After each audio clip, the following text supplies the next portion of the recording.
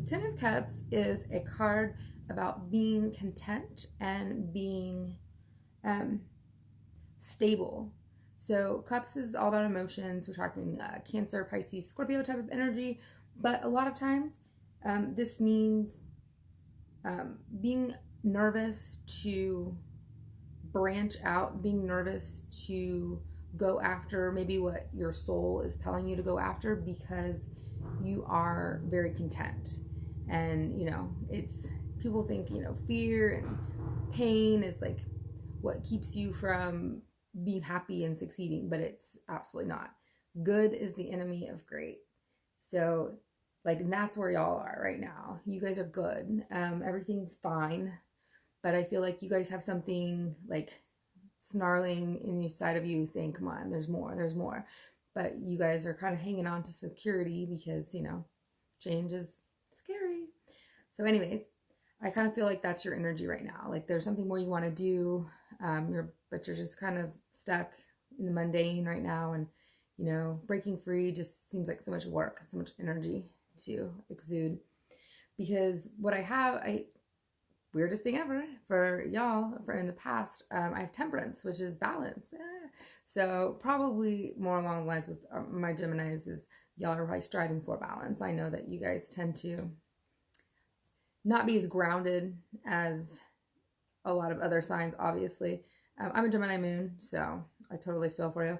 And I think this is seeing in the past you have struggled to, stay practical and stay grounded. And since now you've got a little bit of security, it's maybe not wanting to give that up because maybe your whole life you've kind of been accused of being flighty or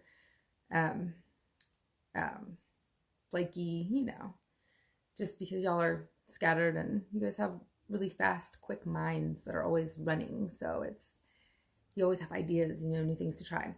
So maybe because you've been accused of being flaky or scattered or all over the place for so long, and now you have a little bit of stability, you're trying not to prove everybody right, but you guys are just, you're free spirits. You like to think, you like to move. Don't ever let anyone make you feel bad about that. Okay, and it looks like, your challenge is the moon card because you guys are just struggling with clarity right now. So I'm really not sure what to do. Very just push pull, because what I have that's mirroring you guys is actually just stating that even further, because what you have above your conscious is the Hierophant, and then below is the Two of Pentacles. And the Two of Pentacles is about, this is subconsciously a lot of times, Two of Pentacles is you guys are trying to make a decision. The more I see this, the more you guys are, I feel like you're really wanting to break out of routine. You're wanting to do something big, something new, but you're just not sure. You want to change because you're in a really stable position right now. And the position is really good. Things are going well. So, to give up the stability that you have for something that's not even promised probably seems a little scary. And, coronavirus, and the older we get, the harder it is to do things like that. But then you have the Hierophant, which means status quo, tradition. It really looks, this card, I love this card because the Hierophant, it's usually there's a pope on it or whatever, but this is the card of institutions and tradition, and it really depends on where you're looking at it. I'm a Sagittarius sun and a Gemini moon, and a Gemini moon at 29 degrees in the 12th house. Crazy. So, and the moon rules my chart, so I'm very, very, very Gemini as well. But for a Sagittarius and Gemini looking at the Hierophant, I feel like we see rules and bureaucracy and, just collective consciousness, society rules, unspoken rules. And I think maybe for a Capricorn or a Virgo, they would see tradition or status quo and, commitment. And it just really depends on how you look at it. But what I'm getting from Gemini, you just feel a little bit boxed in, and you love the stability that you have in your life right now, but it's just not who Gemini is. You guys are air sign. You guys are up in the clouds. You guys are connected to your intuition and the ethereal, and you research. You have all these ideas. You guys are good communicators. You're just all over the place because you got so much energy. And Hierophant to you guys, I just think is just mundane, just not flatline, because that sounds bad. I just don't think a lot is moving for you. You guys feel a little bit stagnant and stuck, and like you're feeling restless. And when Geminis are restless, that's not a good thing. That's never ends well. But so what I have in your near future is the Wheel of Fortune, which is a major arcana card, y'all's, and it's the 10. And you know, all 4 seasons, it's got it's called about the Torah and Kabbalah. But it's upright, so it's super good when it's upright. The Wheel of Fortune, it's like things are gonna, it's a positive card when it's upright, but the Wheel of Fortune always means that change is happening. Like, so what I see is like, it's already happening. Like the wheels are already turning, like it's already set in motion, regardless if you've actually made any physical steps to make this change happen or go after this calling that you have, like the hero's journey type thing. So change is already happening, even if you can't see it yet. It's already in the works. The wheels are starting to spin. And the only thing that can make this a negative card is if you resist the change. So kind of go with it. It's kind of one of those things, like if you don't change, even though change is scary and hard no matter what. But if you do it and you choose it, at least you have some direction, you're driving, and you're not going to just get thrown off the cliff. So it's positive. Go with your feelings, stay true to who you are, and just like move with it. Just try not to resist it. Try not to fight against it. That's really the only time that's not good. And because it's saying your self-image card, look at this. Look at this. The Queen of Wands, and then your signifier is, I can't read that backwards. Bearing fruit. Queen of Wands, bearing fruit. So this is saying your self-image. You guys are super creative. You guys are receptive. You guys like are just energy sponges. You have so much creativity and you're ready. And it's the queen. So she knows what she's doing. You guys might not have been talking about it and been doing it, but you guys have been gestating with it. You guys have been doing your research. I know that before Gemini does something, they have researched it. They don't leave any stones unturned and they love it. Researching is like y'all's freaking mothership. You guys are great at that. And you guys are creative because you know so much and you research and you're just open to new ideas. And bearing fruit, it's saying if you go after this and you put your creative self out there into the world, it's going to bear fruit. You're going to be successful. You're going to have an audience. You're going to help people, all of the above. But your environment is the Queen of Swords, which totally is, this is definitely all. Okay, so your environment is the Queen of Swords. And then a powerful move. Oh my God, absolutely. You guys, this reading is crazy. Okay, so the Queen of Swords is totally y'all because it's Queen of Swords, so it's air. So we got our Gemini, Aquarius, Libra, but it's a queen, so it's water. So you guys are doing kind of what you guys are known for doing, and that is being a little bit detached, or at least seeming detached. Because the Queen of Swords, it's like, she's got a lot of emotions. And I mean, it's just an energy. It's a feminine energy. Obviously, we all have masculine and feminine energies, dualities. So it doesn't have to be for man or woman. But the queen, they're always like water. So you're going to have this deep emotional well. And Geminis, you guys totally freaking have emotions. I know people say that y'all don't. And I'm a Gemini too, so we don't. But the Queen of Swords, she's detached. Like she's not showing that. Like you're not going to see that looking at her.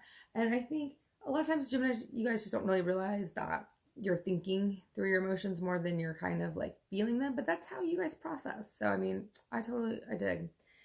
So you guys have a lot going on and you've been doing a lot of thinking. You're very in touch with what's going on, but people don't know this because you sometimes can look very detached, I guess, look very detached and act detached sometimes, but I don't think that you guys mean to. I just think that's the way you process. Or you're just keeping your cards close. So a lot of times people think that you guys are flightier than you are. You've done a lot of research and you don't always show all your emotions. So your environment is saying that you're very stoic. You've been very stoic, but you've got a lot going on. And you have a powerful move. So it's like you guys have been thinking. It's like a chess match. Like you don't look like a lot's been going on, but there is a ton going on below the surface, but you just don't always show it. So, and you're going to saying your environment, something big is going to happen. You're going to make a big power play, a power move. And then you have the King of Cups, which I love. This is like one of my favorite cards. The King of Cups is just it's fire water. So this is almost the opposite. It's like this guy, he's full of creativity and passion, but he is mature and he's a water sign. So it's like Cancer, Pisces, Scorpio type energy, but he's got that, he's the king. So he's fire. He's got all this creativity, but he balances it out with his emotions, and he doesn't let his outer circumstances rile him up anymore. It's like he's sitting in the ocean, and it's obviously there's some like storms happening in the ocean, but he is calm and he is still. Like the outer chaos does not affect his inner peace. And that's y'all's advice. Like, I know it's hard not to get swept up by the chaos of our like outer circumstances, but we have to remember that we are conscious creators, and what we are seeing now, as Albert Einstein says, reality is an illusion, although a persistent one. This is just our old thoughts, our old reality, and we have to go in and we have to create new ones. And even we cannot let other people disturb our peace. It's kind of like a lake. If you like take rocks and you skip stones on a lake and how it ripples, but in like the deep parts of the lake, like it's totally untouched, because you just can't let other people's, the whims of their emotions throw you off all the time. And you guys can get sensitive to that because your Gemini is very high strung. We all are. It's okay. It's part of our charm character. But so that's like really the thing that you need to work on is not letting your outer circumstances and people and circumstances around you get you riled up. Like, control your emotions, and you control yourself and what you manifest and what you create. Okay, and then because I got shining through, and that means just your insides, your knowledge, your spunk, your fiery personality. It's gonna shine through. So you don't have to always outwardly show it, because it's just gonna come through. You guys can be calm, collected, and it's gonna show through no matter what. We have the King of Swords. I'm definitely gonna pull a clarity card on this, because the King of Swords, Ten of Swords. This is about defeat, and this is of course the outcome, which is not my favorite. But defeat. I don't even know. I'm pulling a clarity card because I don't know. I don't look at it as a terrible card at all, because defeat is just like you took a loss, but the sun's rising, so the worst is over. So I don't like that. I have to pull a clarity card. I don't understand it at all. Okay, I'm gonna pull two. Storyteller. And then I'm gonna pull another. Page of Wands. Let's pull another Oracle card. Waking the Lion. Okay. I gotta see what the Storyteller says, because I don't even know. It's my Oracle cards. I just got them, so I'm gonna kind of... Okay. Identity, positive, self-definition, teaching others how to treat you through the stories you tell about who you are. Okay. I dig that. I just really am not loving this Ten of Swords, and I just want to see something really fast, because I can't leave you guys with that freaking card. And it's driving me nuts. Okay. And then you also got Waking the Lion and the Page of Wands. So these are good. I'm gonna see what Google says. I'm not gonna lie to you.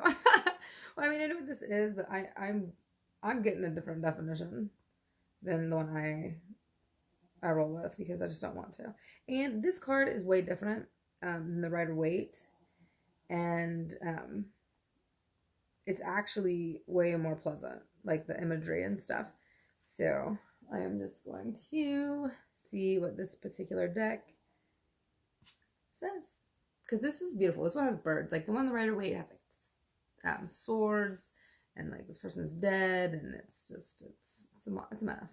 It doesn't seem pleasant. But this one's way better. It's a woman, and she actually looks really tranquil, and there's birds, and it's just, I mean, come on.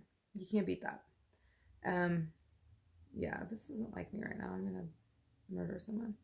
This is probably not the most professional thing ever. But whatever. We're just doing this for fun. This is just our fun October little read. I just want to see what it says. I'm gonna do my own way anyways, but I feel good about... Okay, apparently I cannot Google. It's very difficult. Give me just a second, y'all. Light seers. That always kind of confuses me. So you guys can give me some pointers. What do you do when something's completely, the imagery is way different? Because I use my intuitive gifts, and I try to like talk to spirit a little bit. Okay, it does talk about a painful ending, crisis, devastating loss, being stabbed in the back, the opportunity to find deep healing, an opportunity to find hope, resiliency, and change. I don't love it. I don't love it. Okay, she watches the first signs of dawn trickle in the landscape. She longs to feel the sun's warmth on her skin after the devastating ending. I don't understand it, and I don't get it. Like, it doesn't even make sense with this reading. But your outcome card is healing. Well, okay.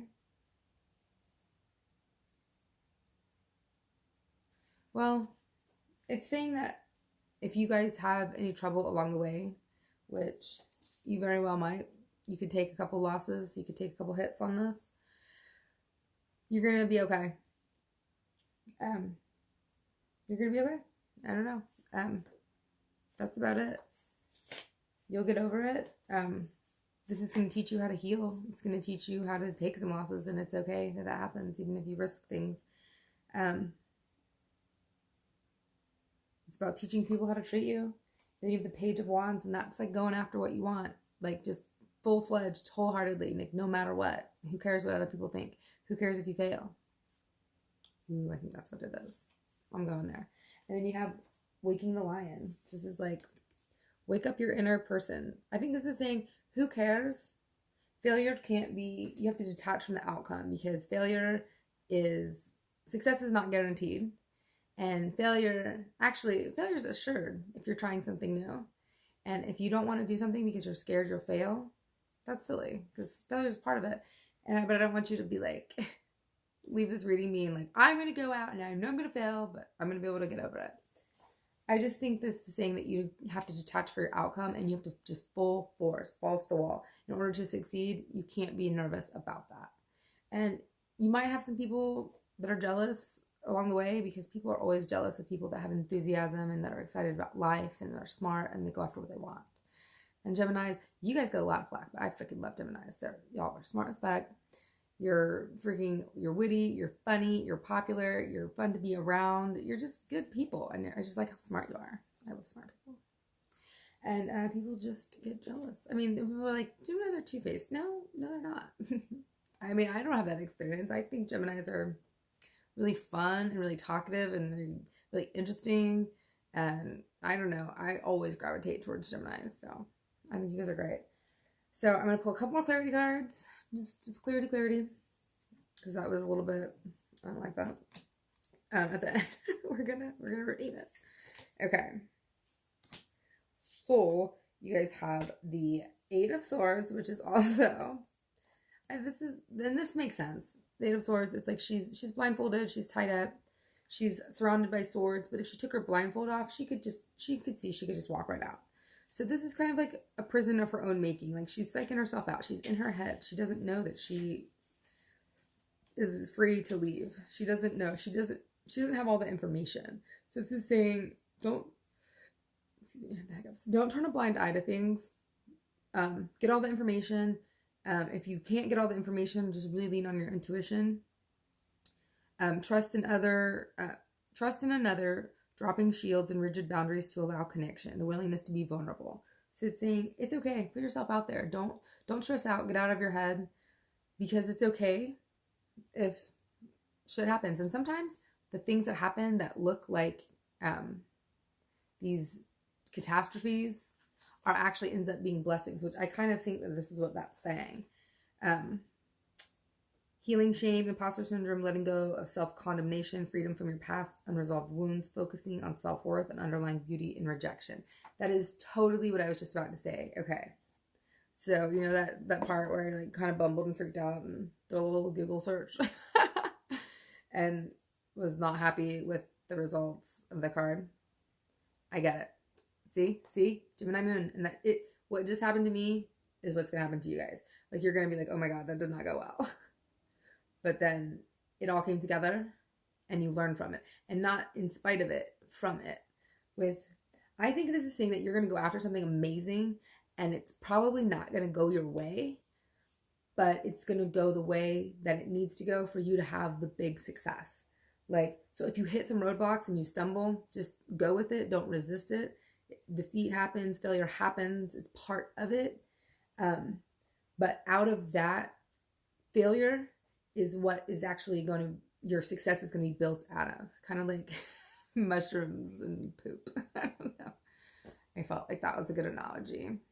I don't know if it was.